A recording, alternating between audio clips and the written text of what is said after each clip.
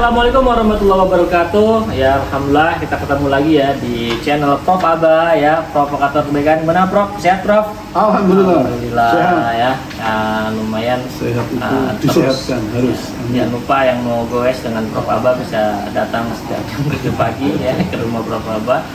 Oke, kali ini kita akan membahas sebuah materi yang cukup menarik ya, dan juga mungkin jadi pembanding antara negara kita dengan negara-negara lain. Maksud dari tema ini, layakkah ya DPR digaji dengan nilai yang besar, sedangkan UMR-nya jauh dari itu? Nah, kita akan bahas ya, apakah dari segi manusiawi layak, ya dari segi unsur demokrasi layak dan lain-lain, karena di faktor lain juga agak sulit untuk masyarakat saat ini mencari pekerjaan yang mendapatkan gaji yang layak ya. Kita bicara gaji yang layak ya, kalau pekerjaan mungkin bisa aja di mana aja, tapi apakah semua perusahaan faktanya memberikan gaji sesuai UMR lah kalau istilah kita ya, mungkin faktanya juga mungkin nggak juga ya. Nah, dengan faktor-faktor lain ya, kita tidak menyalahkan siapapun di sini, tapi yang kita soroti adalah bagaimana pemangku kebijakan, baik itu mungkin DPR, pejabat-pejabat pemerintahan, layakkah mendapatkan gaji yang besar ya untuk ya akomodasi mereka. Insya Allah akan dibahas oleh Prof Aba dari segi manusiawinya, ya demokrasinya, keadilan sosial bagi seluruh rakyat Indonesia dalam sila kita, yang insya Allah akan dibahas oleh Prof Aba. Monggo Prof. Terima kasih. Assalamualaikum warahmatullahi wabarakatuh. Teman-teman sekalian setanah air, saudara setanah air, kita sejak merdeka sudah punya falsafah hidup Pancasila, dan sila kelimanya bunyinya keadilan sosial bagi seluruh itu bahasa Jawanya kabeh mas. Bukan sebagian kecil, bukan sebagian setengah dan sebagainya, seluruh itu semua. Nah, keadilan sosial itu artinya apa? Secara sosial orang diperlakukan adil, ya, antara lain dalam hal penghasilan. Nah, karena negara kita baru merdeka, meskipun sudah 80 tahun, tapi kalau dibandingkan negara lain kayak Amerika yang sudah 200 tahun, ya kita termasuk muda, baru 80 tahun. Tapi kalau dibandingkan dengan Korea Selatan yang merdekanya cuma beda belasan hari dengan kita, ya, bukan belasan, malah hanya beberapa hari. Kita 17 Agustus ya, kalau nggak salah 15 Agustus tahun yang sama, coba beda 2 hari ya. Korea Selatan sekarang sudah seperti itu ya, yang terlihat materinya, punya Hyundai, punya Samsung dan lain-lain. Kita masih terseok-seok seperti ini. Jadi soal keadilan sosial ini menurut saya yang paling bisa mewujudkan adalah pemimpin yang memang adil. Jadi bayangan saya begini, kalau Anda misalnya memimpin perusahaan kayak PLN yang katanya rugi terus menerus, tiap tahun rugi, atau Pertamina yang tiap tahun rugi, tapi direktur PLN itu gajinya 277 juta sebulan mas. Kan harusnya dia mikirin, ya Allah, perusahaan saya rugi, masa saya digaji sekian besarnya. Coba andaikan 277 itu dia digaji 100 aja, jatuh miskin nggak? Enggak kan? Nah, enggak jatuh miskin. Lifestyle dia tetap oke, bisa beli rumah, bisa nyekolahin anak, bisa berobat dan sebagainya. Berarti menghemat 170 juta per bulan kali sekian ratus BUMN yang direksinya gajinya selangit-selangit, apalagi yang di bank ya, direksi bank itu penghasilannya bisa miliar per bulan ya. Nah, jadi keadilan sosial ini memerlukan pemimpin yang kuat dan adil, dan bisa memberikan teladan ya. Jadi ya kita terpaksa harus membandingkan dengan tempat-tempat yang lain ya.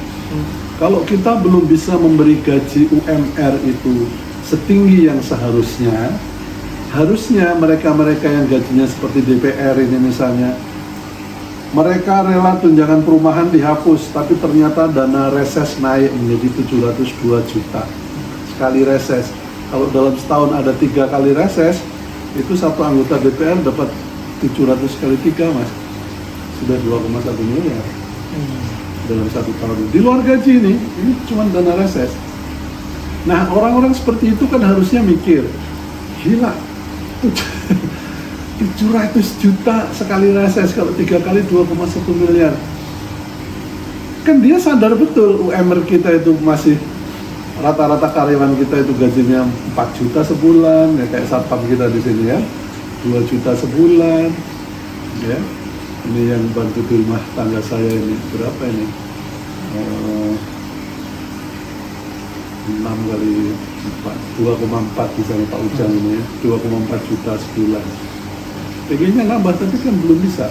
Jadi maksud saya, kalau kita belum bisa menaikkan UMR, ya para petinggi-petinggi yang gajinya sudah kelewatan itu harusnya terucap, oke, ini kelebihan buat saya, tolong potong.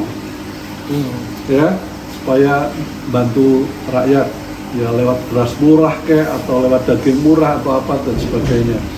Tapi itu contoh ya, sehingga keteladanan itu akan menumbuhkan loyalitas dan kecintaan.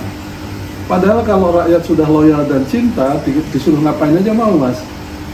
Tapi bagaimana supaya rakyat itu loyal dan cinta, kan harus diambil hatinya. Antara lain dengan pemimpin itu menunjukkan pola asihnya dan keteladanannya. Sampai sekarang kita belum punya teladan seperti itu.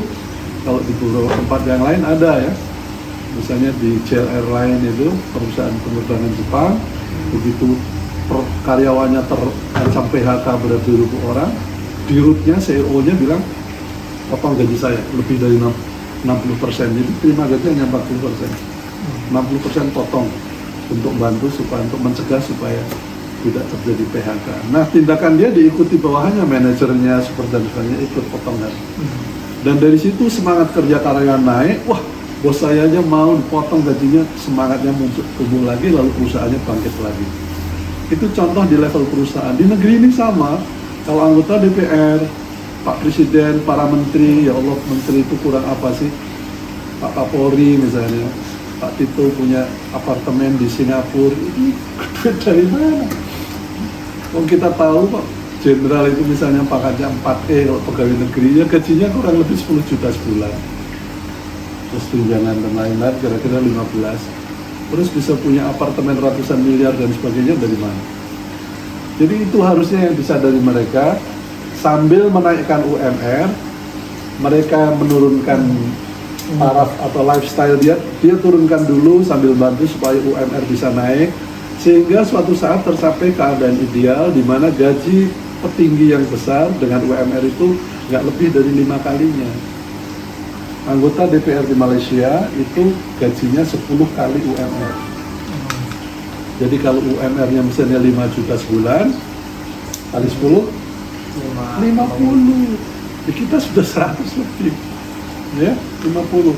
Gaji anggota DPR di Australia, tempoh hari pernah kita bahas ya, dibandingkan UMR, tukang batu bata gitu misalnya, itu cuma 2,9 kalinya. Anggap aja 3 kalinya ya, 3 kali.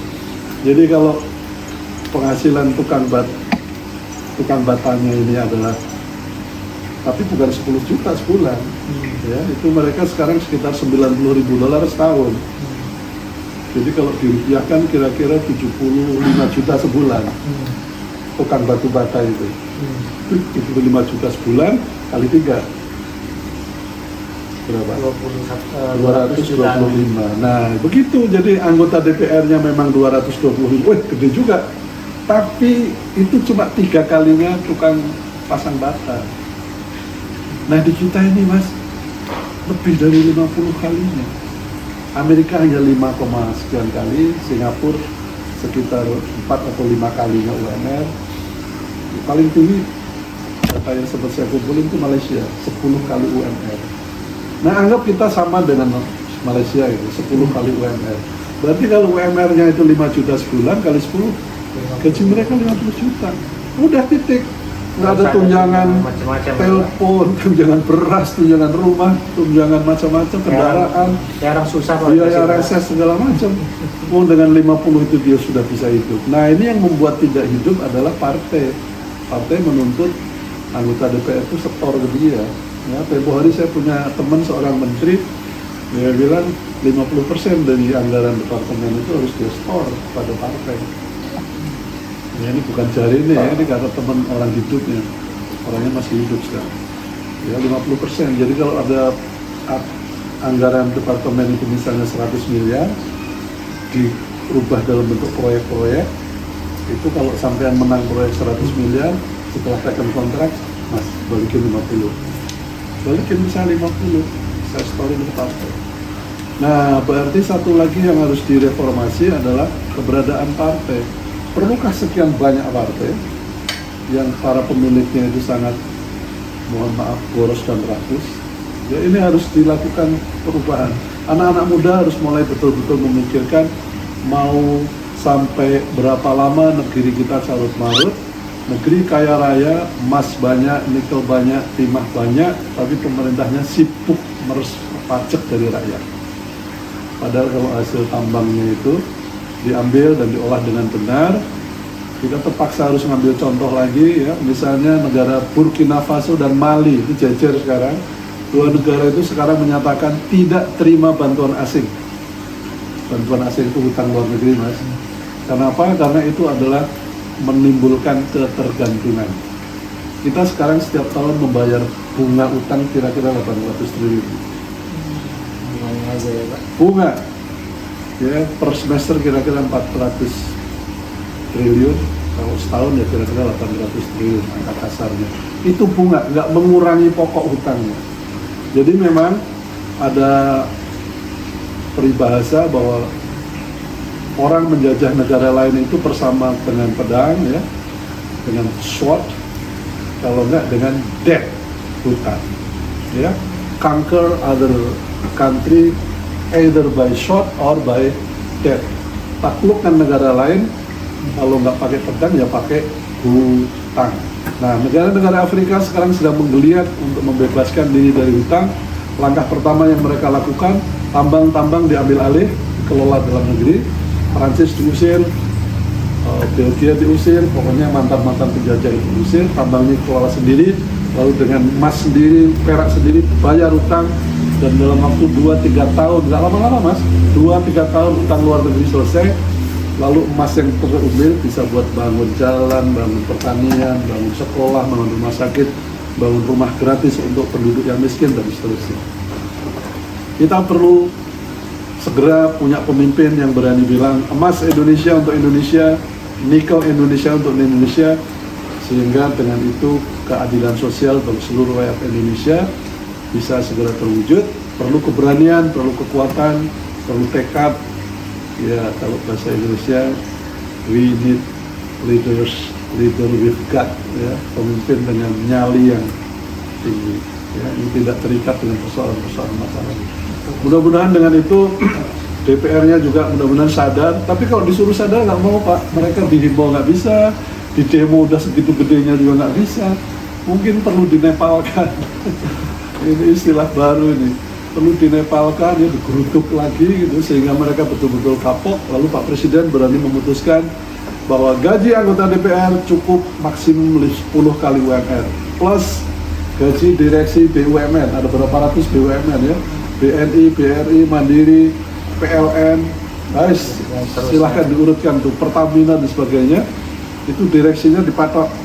Ada mau jadi dirut, silahkan. Bagi untung ya pak ya. Iya.